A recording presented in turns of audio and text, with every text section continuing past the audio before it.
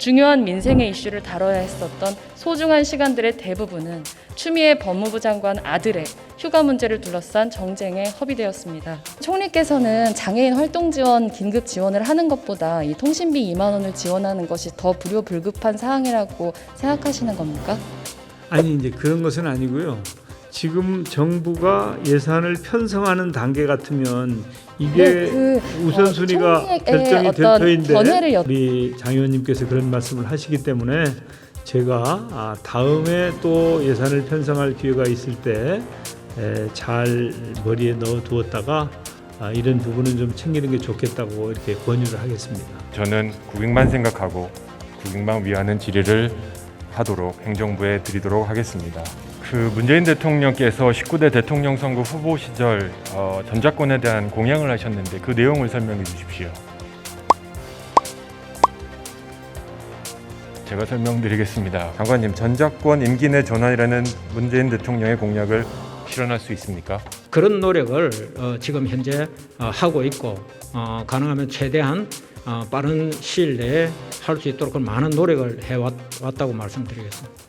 장관님 좀 쉽게 얘기했으면 좋겠습니다. 94년에 만들어진 민족 공동체 통일 방안에 대해서 간략히 설명해 주실 수 있겠습니까? 화해 협력 단계를 거쳐서 그리고 남북 연합 단계를 거쳐서 궁극적으로 통일 국가의 완성으로 나아가는 이런 방안입니다. 그 민족 공동체 통일 방안이 26년이 지난 2020년 현재 대한민국에도 적합하다고 생각하십니까?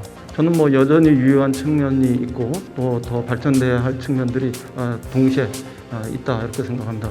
민족이기 때문에 통일을 해야 된다라는 것이 국민의 열변 중 세 분 맺기가 되지 않습니다.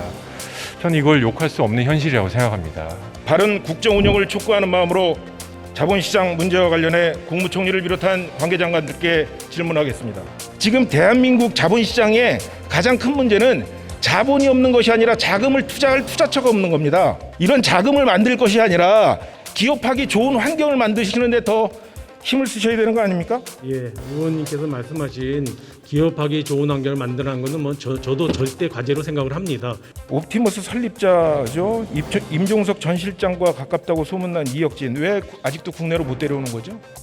글쎄요, 그거야 만약에 이제 국내에서 어떤 특정인이 위법 사실이 있어서 수사에 필요하다든지 하면 공조를 한다든지 해서 소환을 할 수 있겠습니다만은 그러면 이 문제 해결에 대한 의지는 있는 겁니까, 정부에서? 만약에 확실한 불법 행위가 확정이 된다든지 또 혐의가 확실하면 당연히 검찰에서는 신병을 확보하기 위해서 노력할 터이고 또 확보도 가능할 것이다. 저는 그렇게 봅니다.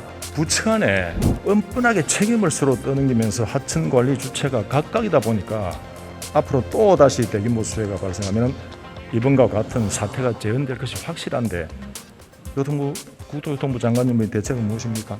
말씀하신 것처럼 지금 부처 간의 댐이라든가 하천이라든가 물 관리가 이원화 내지는 다원화되어 있다 보니까 종합적인 대책을 마련하는데 어려움이 있다 이런 지적들이 있는데 이 문제도 행안부 주체의 풍수해등 혁신 추진단에서 집중적으로 논의를 하도록 그렇게 하겠습니다. 이번 섬진강 유유 홍수 피해는 환경부 산하 한국수자원공사 직원들의 근무 태만으로 발생한 관제가 명백하다고 분석이 되는데 총리님의 견해는 어떠십니까? 그런 시각을 가지고 있는 분들의 말씀도 들었고요. 그래서 민간인이 중심이 되는 댐 관리 조사위원회를 구성을 해서 신속하게 원인 규명을 하도록 그렇게 환경부에 지시를 해놓았습니다.